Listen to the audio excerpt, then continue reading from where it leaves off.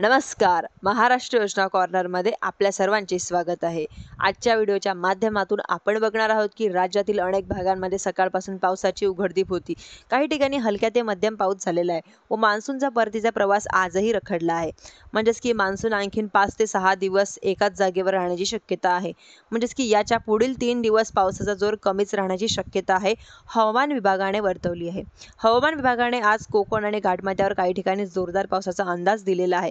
तर मध्य महाराष्ट्र, विदर्भात पावसाची उघडदीप राहण्यासाठी शक्यता आहे.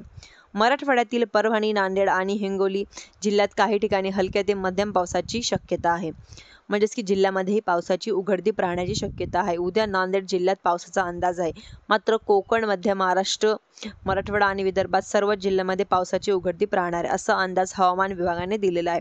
तर बुधवारी रत्नागिरी जिल्ह्यात काही ठिकाणी पावसाचा अंदाज आहे. तर कोकणात इतर जिल्ह्यांमध्ये ढगाळ हवामानासह पावसाची उघडदीप राहील. मध्य महाराष्ट्रात सर्वच जिल्हे उघडदीप राहण्याची शक्यता आहे.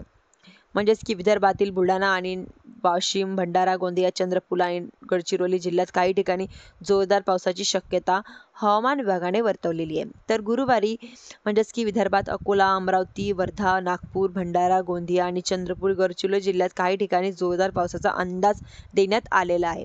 तर मराठवाड्यातील परभणी, नांदेड, हिंगोली आणि लातूर जिल्ह्यातही काही ठिकाणी जोरदार पावसाची शक्यता आहे. राज्यांमध्ये इतर जिल्ह्यांमध्ये मात्र ढगाळ हवामानासह हलक्या ते पावसाची शक्यता वर्तवण्यात आलेली आहे. आणि शुक्रवारी विदर्भातील सर्वच जिल्ह्यामध्ये काही ठिकाणी जोरदार पावसाचा अंदाज देण्यात आलेला आहे.